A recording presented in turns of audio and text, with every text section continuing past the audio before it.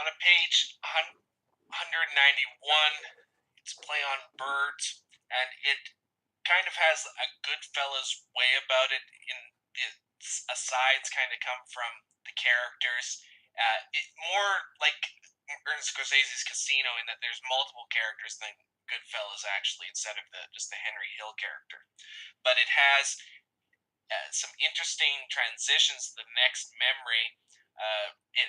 It is the memoir that holds that interaction that you had with William Matthews, and also shows one of your early good but not great poems. It also has an interesting transition because it goes from this writer's form in Brockport over into a side on Mandrake Gill, a Doctor Strangelovian kind of name, who had an obsession with Dylan Garcia Wall. Yeah. And it uses some of his horrid poetry to show what a nutcase he is. I'm thinking of lines like "Oh, great phallic rainbow," yeah, which are hilarious in their stupidity. Talk a little bit about this memoir. We don't need to recapitulate the interaction with William Matthews, but perhaps your relationship with Tessa Goddard, if that was her real name. Well, no, and a few other characters. Judith Kitchen was the Edna Plummer character. Edna Plummer in that memoir was Judith Kitchen. So that's the woman. And I was just actually reading that memoir yesterday when I found out that she had died. Tessa Goddard was the character. This was a woman that on Facebook you sometimes get these recommendations for friends, and I guess because at one point I had found her a decade or so ago, and or maybe I had looked her up or something, and so it somehow gets people that I used to work with or whatnot, and I find it annoying sometimes because I don't want to see those people's faces, but every so often you get something interesting. The character that I called Tessa, her real name was Betta, Betta. I won't give her last name, but she was very much this left-wing believer, but she was a true believer. She wasn't one of these nasty people. She works now she's worked for the last 15, 20 years in Maine for like organic growers or something. She and the guy, Matt Kitchen was the guy's real name. I don't know what I call him in here. That was Judith Kitchen's son. Were better poets than I were, but they had written poetry for a lot longer by that time. I'd only written poetry for 2 or 3 years. I had much greater potential than they did, and they, as far as I know, they don't write poetry anymore. But I had met this girl, Betta, called Tessa in the memoir, and she was the one I wanted. She was sort of like the Anne of Green Gables type. She was smart. She was writing poetry. I later found out, years later, looking online, that her father, I think, was a symphony orchestra conductor or something, and her mother had been a writer. So she came from one of these wealthy families that was into the arts. And I think in another one of my books, I also describe a little bit more of it. And for about a week that I was up there in Brockport, we were sort of flirting. I didn't know whether she was involved with this Judith Kitchen's son.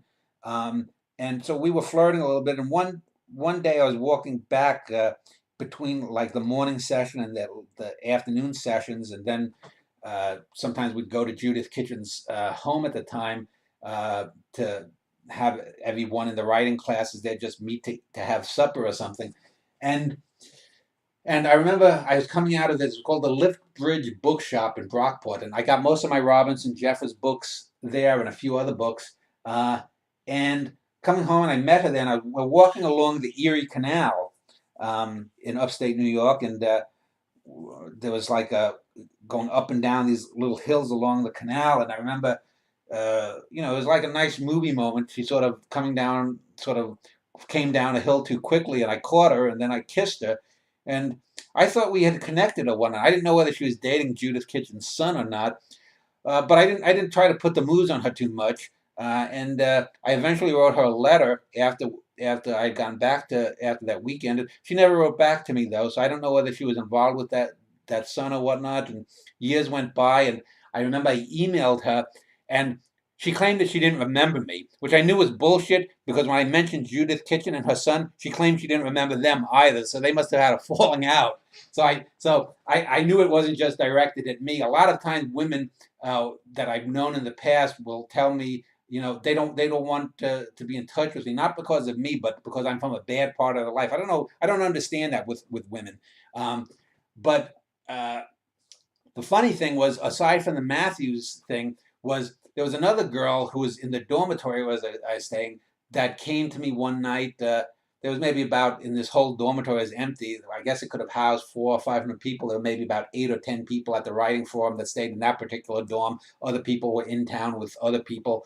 Um, and I remember she came to me, and I remember I was watching this old TV show. I think it was called Sledgehammer, uh, and and we ended up in the sack. And then I did the girl that was doing the lines or whatever the fuck she was doing with Matthews.